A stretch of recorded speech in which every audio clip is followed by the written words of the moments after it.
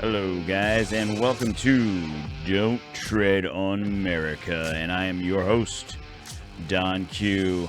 And today is Friday, October 8th, 2021. How's it going out there today, everybody? Yes, I said it was Friday. And I know you just heard me yesterday, but hey, the more the merrier, right? Today is Friday. I just wanted to remind everybody I did put up the episode yesterday. It was the interview that I did with Fred from the Freedom Variant on Rumble. We did that on Tuesday.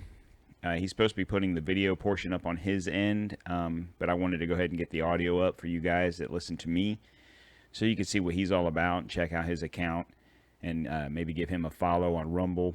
He also does another podcast called Steel Mace Nation. That's more of a fitness, health and fitness type situation. Check those out if you think you're interested. The Freedom Variant is more along the lines of what we do here, so I think you would be more interested to listen to that or watch that. So the three stories I have for you guys today, watching the news here, I was kind of waiting to record this until they came out, but number one, September job numbers are out, and it doesn't look good. And number two, along with Biden's job approval, don't look good either. They are sinking every month. And number three, a woman in Colorado is refused a kidney transplant. If I could speak, we'd be doing fucking great. Refused a kidney transplant because she refuses to get the vaccine. But we'll go into all those stories here in a second. First, I want to get to our first sponsor, and that's redcon1.com. That's right. I've been telling you guys about these guys now for a couple of weeks. It's a nutritional workout company out of South Florida. Great company, American company. You can get all your pre-workouts, your post-workouts, protein powders, protein bars. They have t-shirts, different things you might need for the gym bags, towels, weight belts. It's a great place. Click on the link on the bottom of the podcast app, or if you're watching us on YouTube, and you'll have the link there, and there's also a promo code there. It's T20 Quartermas. Use the link, use the promo code, and you'll get 20% off anything you order. Check them out. They always have great deals going on, too. So check them out and let them know that I sent you. So on to our first story. Job numbers came out today. Like I said, just came out just a little while ago, about 1 o'clock. And hopefully I can read my chicken scratch because I was scribbling to write all this stuff down. Anyway, so basically the way it boils down is over the last 3 months, so July, August, and September, jobs have steadily decreased. Why? I mean, I think that's the ultimate question because as many of us are aware, whether it's a place that you work or a place that you go, grocery shopping, to Walmart, go out to dinner, pretty much anywhere you go, you can't walk into a place that isn't hiring. I don't think you literally can't stumble into a place that's not hiring. And most of those places are giving out, sign-on bonuses. So why are the numbers so bad? I really don't know. I'm asking. So in July, the job numbers were, these are roundabout numbers. It was a little over 1 million, but we'll just call it 1 million. In August, they went from that. These are new jobs that are created. So it went from 1 million jobs created in July, 1 million, down to 366,000 in August, down to a staggering 194,000 jobs this past month in September. So once again, I ask the question, why? I mean, I know in Florida, they're not getting the extra unemployment. They're not getting the federal assistance. They're not getting anything. And it's just as bad here. There's plenty of places you go into, especially restaurants. Restaurants are the worst that you go into. And especially if you're going to a decent restaurant, you figure, okay, I want to go in here and I want to be able to sit down and eat whatever I'm eating, maybe have a beer or two, relax. But no, it's a constant battle because even if they are somewhat staffed, they have the lower echelon of available workers because for whatever reason, nobody wants to work. Now, I do have some sort of an idea why. I would think that during the course of COVID and everything that was going on for the past year and a half, you had some of those people that were waiters and waitresses that maybe when a lot of places were closing down and whatnot, maybe they took the opportunity to go to school, whether it was online or whatever, or maybe instead of being a waiter or the waitress, they decided to go into a different line of work, warehouse work, or whatever, something that paid a little bit more than being a waiter or a waitress, or was a more steady paycheck. Because when I was younger, I waited tables, and it's not steady money. It's not like punching the clock and you're making X amount of dollars an hour and you're working 40 hours a week. Where you can guarantee, okay, if I'm making $10 an hour working 40 hours a week, I'm gonna make $400 a week. Sometimes you might be a waitress or a waiter, and you might make 400 this week and 200 next week and 500 the week after that and 100 the week after that. It's very random. It's not steady work. So maybe some of those folks took an opportunity to plot a course down another avenue. I don't know. I do know that these numbers, for all the places that are hiring, there's no reason why no one's working, because even if that's the case, and people that were working in restaurants decided to go another path, well, there surely would be people that still need a job. The one thing that is noticeable of those numbers, so over that 3-month period, it's roughly I think it's 317,000 average between those 3 months, which is horrible, because they actually projected, which is something even more astounding. I don't know who in the hell he's using as his economist and job projectors or whatever that terminology is called, but they were projecting 500,000 jobs this month. I'm sorry. And you get to 194,000. I mean, you weren't even close. You weren't even at 50%. That number is the lowest this year so far. I mean, we still have 3 more months to go as far as job projection: October, November, December. And overall, it's 5 million jobs fewer. 500 million fewer Americans are employed right now than they were February of 2020, just before COVID went rampant. So the one thing that pisses me off, and you'll see this, because I tell you, if nothing else, I was watching him speak, the proverbial, I got to read a teleprompter. I had to have a whole set of a White House built just so I could read a teleprompter, because, God forbid it could be a teleprompter. No, it's got to be a fucking movie screen. At any rate, so he's sitting there talking about stuff, and words were coming out of it now. And of course, he's got to spin it, it's a 4.8% unemployment rate. And, that's down 10% from where it was back in March, and blah, blah, blah. But the problem with those numbers are they're conflated, because the reason the number is low is because you have less job participation.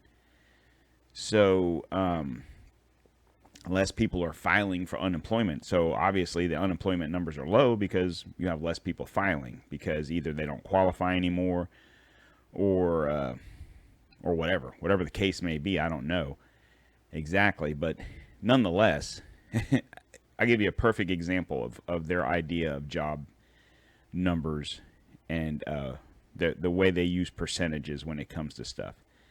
Okay, so I'm going to play this clip. This is him yesterday, and this was at United Airlines. These requirements work. And as the Business Roundtable others told me, when I announced the first requirement, that encouraged businesses to feel they could come in and demand the same thing of their employees. More people are getting vaccinated. More lives are being saved. Let's be clear. When you see headlines and reports of mass firings and hundreds of people losing their jobs, look at the bigger story. I've spoken with Scott Kirby, CEO of United Airlines, who's here today. United went from 59% of their employees to 99% of their employees in less than 2 months after implementing the requirement. 99%. Now, does anybody want to take a guess as to why that is? Okay, so the key words there was United went from 59% of their employees vaccinated to 99% after the CEO, whatever his name was, Scott McGillicuddy, was implemented the vaccines. So 2 months ago, United said, okay, you guys have till whatever the date was, October 1st, I don't know what it was, to get vaccinated or you lose your job. So you had people quit, you had people get fired, whatever the case may be. Well, they had a bar graph. I'm going to put it up on our Facebook page. I'll put it on the website. So make sure you go to the website, don'ttreadonamerica.com. But the bar graph is essentially you have, let's say 100 employees. I know it's more than that, but 59% of them were vaccinated. So you had 59 employees vaccinated, and the red was unvaccinated. Well, now it's 99% is vaccinated. Well, the bar graph is still the same height, so it still means it was only 59 people. I mean, I know it's more than 59 people. I'm just using this for example. Vaccinated. You see what I'm saying? So it's just because the other people either quit or got fired for not getting vaccinated is why you went from a 59% to a 99%. Has nothing to do with you saying, okay, guys, if you don't get vaccinated, you're going to get fired. Oh, shit, we better go get vaccinated. Let me run out there and go get it. It's not that, though. You had people just say, okay, fuck it, I'll leave. Look at New York. Look at the healthcare workers. You had school teachers that walked off the jobs. You know, even around here, some of the hospitals and some of the places in Florida are mandating that. And it's a big pissing match because, you know, the governor says, you know, that no businesses are allowed to do this, but yet they're still giving it a fucking shot. Ever since this dipshit came out on September 9th and was like, I'm mandating this and mandating that. Mandate isn't a law, okay? Mandate is a suggestion, okay? You are not king of this fucking earth. You're not king of this country. You are our president. You are duly elected. And at the rate you're going, you know, I posed a question earlier today. I was talking to Chris, and you know, I was like, well, I wonder what the rules. I should have looked this up now that I'm thinking about it, but you know, that's what I do. But I'm thinking, what's the rules? Okay, so in California, they try to recall Governor Newsom, which, by the way, folks that are living in California, I'm sorry that didn't work out for you. But you see, I know the ones listening to this show did all they could do. I know that my California listeners did all they can do. And I appreciate you guys. But you know damn well you guys are kicking yourself in the ass, and you probably want to kick other people's asses because look what he's doing out there, mandating vaccines for, well, I think it's 12 and up. I mean, that's bullshit. Come on, man, to use Biden's words. Anyway, you know, if in California they try to recall Gavin Newsom, is that something we can't do to a president? That's something I might need to look up and do some research on, because I'm curious now. Because, I mean, this dumbass has only been president for not even 9 months. It'll be, what? So on the 20th of this month, you're talking, what, a week and a half? It'll be 9 months. And in 9 months, his numbers have gone to the shitter. You know, I don't have a comparison to what Trump was at. And we're not talking about Trump, because guess what? Trump isn't president. This guy is. Okay? This was the most popular American president, right? Voted 81 whatever million votes. The most popular. Let's assume everything was legit. I'm not going to go on a tangent and say Mike Lindell this and whoever that and whatever machine did this. That's beyond me. Okay, that's above my pay grade. The facts of the matter is what we're being told is this guy got 81 million votes, the most votes ever received by any person ever elected president. Okay, agree to disagree, but that is what it is. And allegedly, so this is from Yahoo News. Okay, I tell you, I pulled different sources. I don't just jump everything off of Fox because I don't want to hear your bullshit. So Yahoo News. President Biden's agenda remains popular with American people. Bullshit. And and according to a new Yahoo News YouGov poll, but approval of the president himself has fallen to new lows as Democrats struggle to get his plans through a gridlock Congress. So before I continue to read this is how a liberal media spins its rhetoric. And what I mean by that is this. Let me back up here. The President Biden's agenda remains popular with American people, right?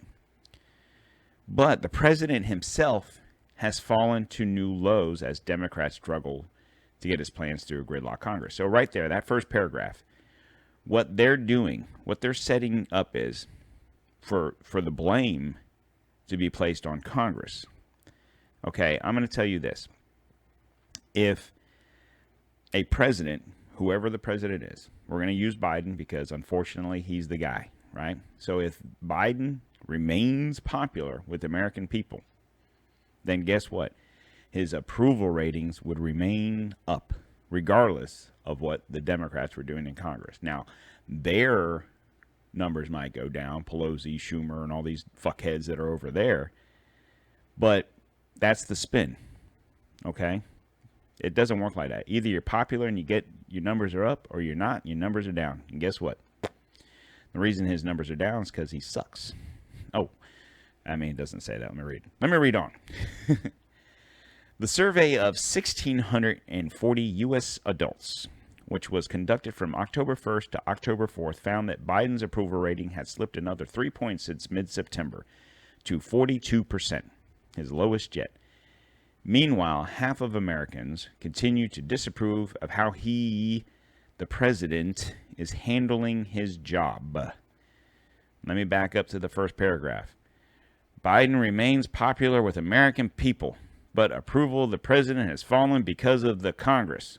Let me scroll down here. Half continue to disapprove of the president handling his job. Do you see how they fucking throw words at you thinking you're not going to pay attention? The fact of the matter is they're claiming that he is so popular and they love him, but they're blaming Congress, so therefore they're blaming him. And he only has a 42% job approval, but 50% disapprove. Okay, if he's got a 48% job approval, then 58% approve. I don't know the fuzzy math. I mean, I'm not damn Bill Nye the motherfucking science guy, but I'm not a fucking idiot either. I can do simple math, okay? Anyway, reading on. So they have a bar graph here. It's very interesting. So you have 4 lines. So you have Democrats, Republicans, Independents, and then U.S. adults. So that's your average, okay? So of course, Democrats are fucking 81%, right? Of course, because he's a Democrat, so of course they got to be, they got to be there. But it's interesting that him being so popular, I don't know what the breakdown is. I don't know if it tells you on here, with the 1,600 whatever people they polled, what the breakdown was. But nonetheless, 81% of that 1,600, 81% of the people that were Democrats approve of him. So that's still not 100%, right?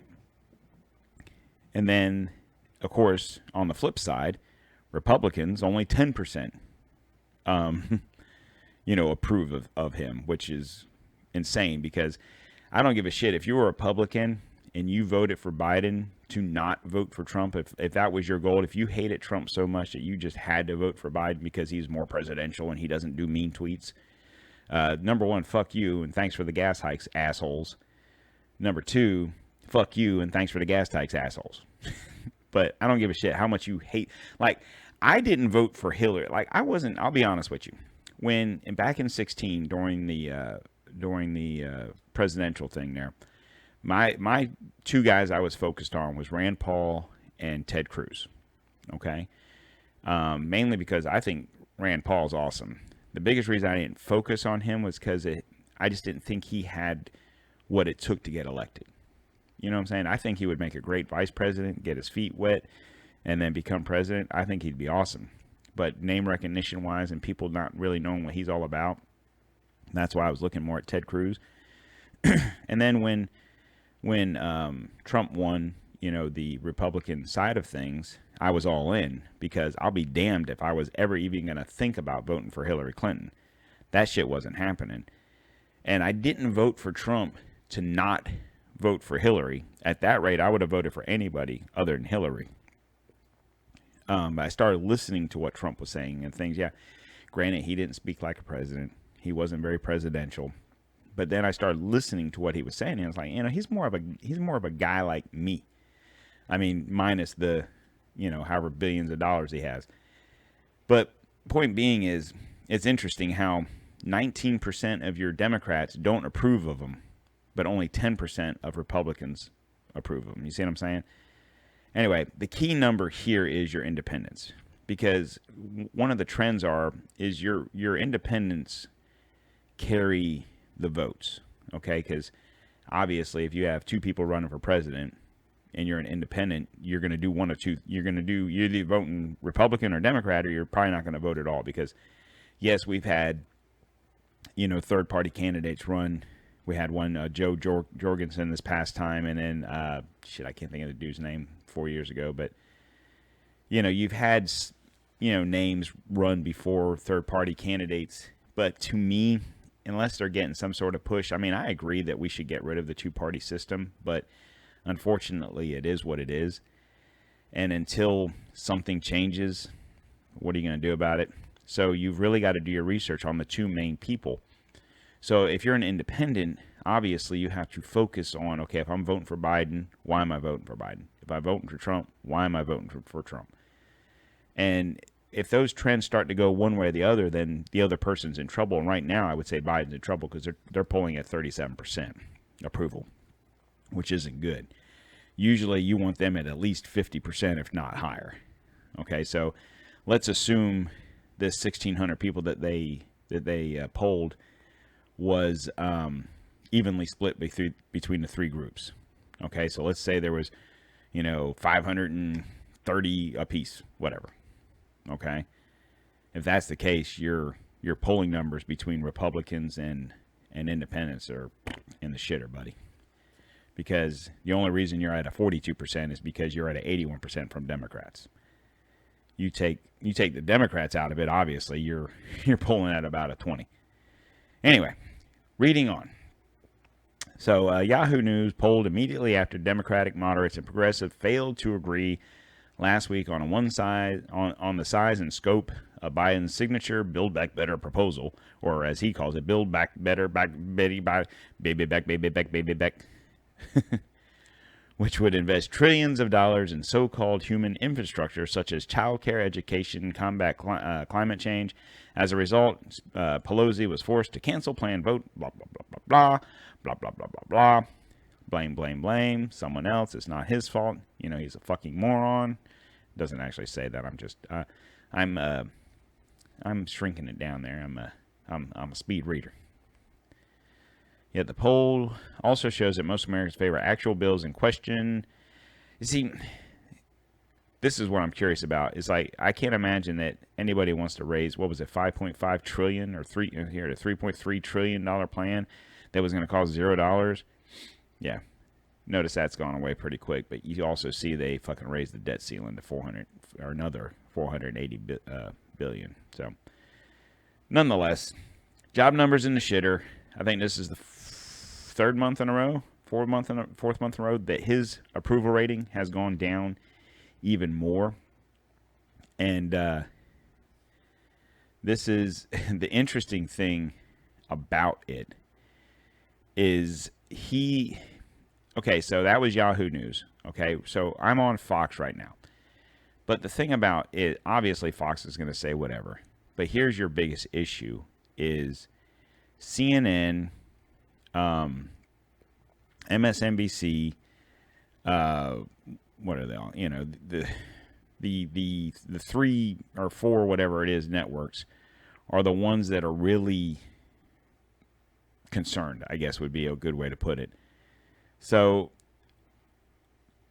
during a New Day segment focused on Biden's polling trouble, CNN senior data reporter Harry Enton detailed Biden's hemorrhaging support amongst all political affiliations, but specifically pointed to his massive loss of independence as the main reason his numbers are underwater. President Biden's poll numbers are, to use a technical term, not good. And for Democrats, there are even more troubling numbers underneath the surface. Host John Berman said to begin the segment, the numbers here, they tell a clear story. They do tell a clear story. Again, to use a technical term, not good. Ensign said before laying out how Biden's approval rating had dropped from 8 points positive in August to 5 points negative in October. So essentially going in the wrong direction, not good. Excuse me. Ensign detailed how Biden had lost support from Democrats, Republicans, and independents since August, but that the 19-point loss from the latter was the largest drop amongst the three. He added that independent voters were important for Biden because they essentially were the reason he won the 2020 election, citing massive support from independents compared to Hillary Clinton losing the independent vote to President Donald Trump. Now that he is underwater with them, it is a very bad sign. So, I could keep reading on, but basically it's what I just said. If you're tracking below with your independents, you're fucked. Okay? The biggest problem is everything that I'm hearing is with these vaccine mandates. You're talking about job numbers as far as people working and stuff like that. Well, there's a lot of people not trying to go find jobs because of the vaccine mandates. And, the big thing is there and getting into vaccines. And we'll talk about this lady here in Colorado. But, the big thing is you're forcing. I've said this time and time again. Okay, so the vaccines have been out since what? The beginning of the year? I don't know. Let's call it February. Okay, so you're talking 8 months, roughly 7-8 months, and it started out with okay, we need to get the elderly. I'm assuming it was like this everywhere. I know in Florida it was like we need to start out with getting elderly. Vaccinated. We also need to focus on people with, pre-existing conditions, whether it be cancer or whatever, heart, lung disease, whatever. And then it matriculated down and went from that to, I think in Florida it was like 60 and up, blah, blah, blah. And then it was 50, 40, 30, and it went on down. And I've said this, like I said this time and time again. At this point, if you want to be vaccinated, okay, I don't care if they're mandating anything. If you want to be vaccinated, if you choose to be vaccinated, you're already vaccinated, right? You should have no fears or worries or wonderment because surely you can go talk to your doctor and he or she will tell you everything you want to know. Okay? For me, my personal choice is to not do it because it's unproven. I don't give a shit what they say, what the news says, and what the people say, and even some of these doctors will sit there and tell you it's proven, but you don't know. You don't know. It hasn't been around that long. This isn't, and okay, I'm going to get labeled an anti-vaxxer. Okay, when I was a baby, I got all whatever vaccines I was supposed to get. When my kids were babies, they got all the vaccines they were supposed to get. Why? Because they were proven vaccines. Okay, it was okay. You got to get the polio, you got the rubella, you got the measles, you got whatever all the different vaccines are. You get, for kids, you do that because they have a proven track record of working. Okay, we whip up a vaccine in a matter of months, and we're expected to just no bubbles, no troubles.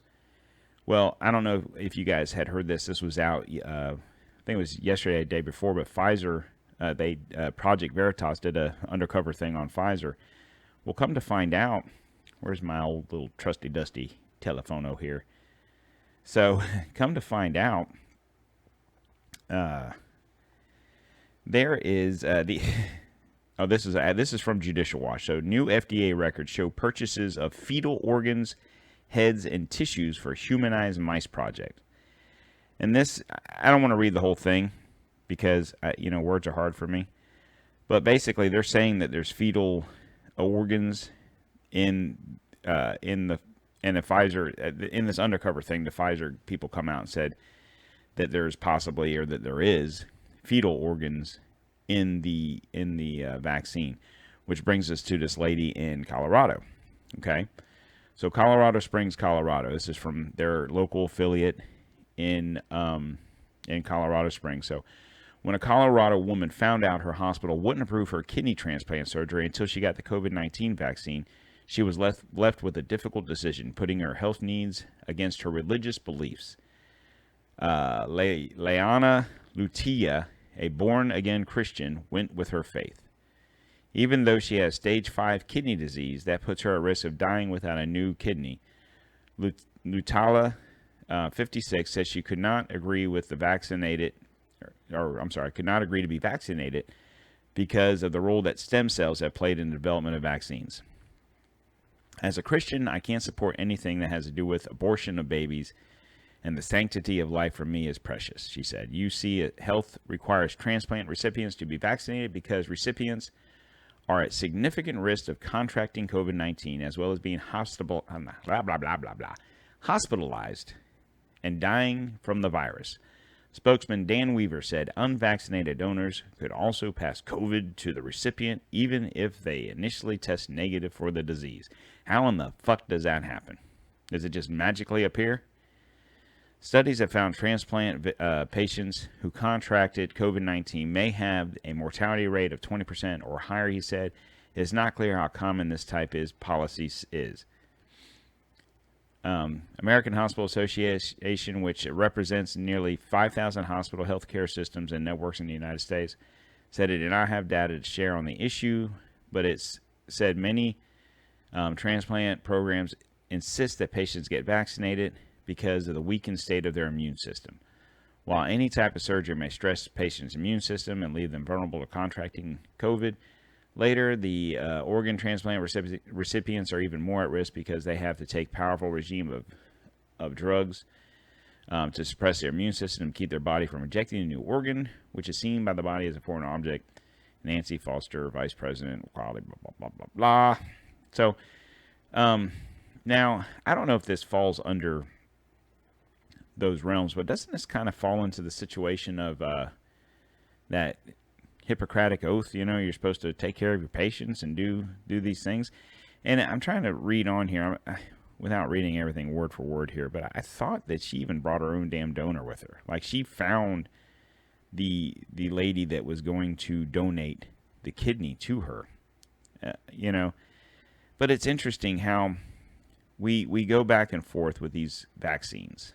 And I really don't want to get into a whole vaccine things. I know everyone's fucking sick and tired of hearing about it. It's like every time you listen to a podcast or TV or whatever, it's this, that, and everything about vaccines, and I get it. But the thing is even if you are vaccinated, this is proven. This isn't me making up shit. I don't want to get kicked off of YouTube when I'm just kind of getting started. But I'm not making this up. Isn't this proven that they say even if you've gotten vaccinated, you still get the COVID? But the reason to get vaccinated is so the whatever isn't as bad, right? Well, isn't this kind of contradicting itself by saying that you need to have the shot before you have the surgery so you won't get it? Well, I didn't they just say you could get it even though you had the shot? I don't get it. I swear to God, it's like they're literally playing a game of Monopoly, but making the rules up as you go along. And me, quite frankly, I'm getting tired of it. I'm getting pretty sick and tired of it because it's very interesting. You know, if you guys listen to past episodes, Chris and I had this conversation. I can't recall which exact episode it was, but we had this conversation a while back about the vaccines and mandates, and this was before it was even a thing. It was even before, I think, just as the vaccine was probably rolling out, to be honest with you, we had this conversation. So, you you look it up, probably look March, April, somewhere around there, and I have descriptions of everything we talk about in the show, so you can look those up. But we had a conversation about vaccines and mandates, and, what are you going to do when you can't work because you don't have the vaccine, or go to the grocery store because you don't have the vaccine, or go out to dinner, or go here or go there, and I was like, this was Chris actually saying that. And, here it is a few months later, and it's slowly but surely becoming reality. I mean, thank God, I live in a state like Florida that they're constantly battling this, but at least they're battling this, and they're not just taking it for what it is. God help this lady in Colorado that is going to die essentially without this kidney transplant. There's no question about it, and it has nothing to do with getting a vaccine or not getting a vaccine. I mean, my personal opinion is If she chooses, if their reason for not doing the surgery is because here you go. If the reason for her not getting the transplant is because she won't get the vaccine, because if she doesn't get the vaccine, she could die if she gets COVID. But if she doesn't get the transplant, she's going to die because she didn't get the transplant. So tell me what kind of oxymoron bullshit that is. I mean, I would say if you choose not to get the vaccine, if the hospital's biggest worry is her not getting the vaccine because she's going to be on a regime of pills that's and whatever that's going to help her body accept the kidney. So if she chooses not to get the vaccine, but she could then die because if she contracts COVID while the kidney's settling in her body, and then she could get COVID and die if she gets COVID, right? If she gets COVID, she could die. But if she doesn't get the kidney, she's going to die. Tell me how that makes sense. There's got to be a hospital in this country, if anybody is listening, and I know you are. I know you're out there. But answer me, why in the hell isn't there some hospital standing up for this poor lady and saying, look, it's your choice to not get the vaccine, okay? We'll do the surgery, but you have to sign a consent saying that, you don't hold anybody liable for if you get COVID and die because you're on this medicine for your body to accept the kidney. But we're going to do this for you, and you're not doing it for free. She was going to pay for it, obviously. But I just think it's funny. It's not funny, but I just think it's ironic how a hospital sitting there telling the lady that they can't do the surgery, a life-saving surgery, because she might get COVID and could possibly die. But like I said, in the meantime, if she doesn't get the surgery, she's going to die. That's the kind of fucked up world we're in right now, folks. They don't give a shit about you. They don't give a shit about me.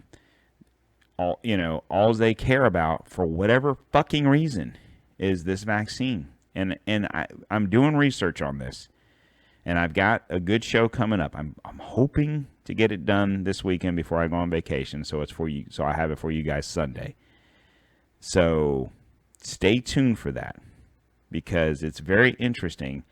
It's not going to be topical like what happened today in the news, blah, blah, blah. It's going to be more of a expose on what I believe is in store for us. So be on the lookout for that one. I'm not even going to tell you the title. It's going to be a surprise. Just look for it, hopefully Sunday. But in the meantime, I just want to go to our last sponsor. You know them as our legendary first sponsor, right? Smooth My Balls. SmoothMyBalls.com/DTOM. Check them out. Razors, men's supplies, different, razors, nail clips. Don't forget we got the Pube Muncher, right? Feed my pubes, right? Check them out. Also, don't forget we are a brand ambassador for Maker's Mark Rum Bourbon. Check them out. Tell them D-Tom sent you. And then most importantly, guys, don't forget I told you yesterday also about our new website, don'ttreadonamerica.com. One-stop shop. All the social media sites are there. If you go to them, to the don'ttreadonamerica.com, you can get on our Facebook, our Twitter, YouTube, Instagram, and there is a email list on there. You could subscribe to the page, and then you'll get notifications when shows are up, and you can hear my sultry voice or see my beautiful face on YouTube, whatever you so choose to do. But either way, if you go to our Facebook or our Twitter, give me a like and a following. On YouTube, subscribe to the page, and you'll see the videos as they come up. And as always, please share this podcast. And if you're listening to us on Apple, if you could give me a 5-star rating, I'm really trying to get those ratings up. We had a little battle earlier in the year with when we first started doing this thing, and that dipshit. I don't even want to name his podcast because he's stupid and they're stupid and they're all stupid. No, but anyway, unfortunately, he had a couple of his minions get on Apple and give us a fucking 1-star. So I really need y'all's help to try and get my numbers up, because the higher those numbers are, the better off, it'll trend on Apple as far as suggestions of people listening to other podcasts. So if you guys could please help me out with that. I know I'm at around 40, 50%, 45%, I think it is, of the people that are listening to this are listening to us on an Apple platform, whether it be an iPhone or an iPad or whatever. So please, if you could help me out with that. And please, like I said, share this with your friends. If they don't have a Apple phone, I'm on Google Play, I'm on Amazon, I'm on iHeart, I'm on Spotify, I'm on Podbean, pretty much everywhere, Stitcher, everywhere that you can hear a podcast, I'm there.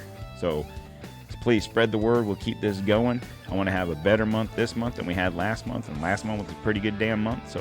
So far we're trending pretty good, and with y'all's help, we'll keep it going. So in closing, this is me, it's Don. Today's October 8th, 2021, and please guys, please don't forget, you're watching this on YouTube, subscribe, like the video, and most importantly, if you go to don'ttreadonamerica.com, subscribe to our mailing list, and every time a show is up, you will get a notification. And for that, I'm going to tell you guys, have a great day, and I'll talk to you later.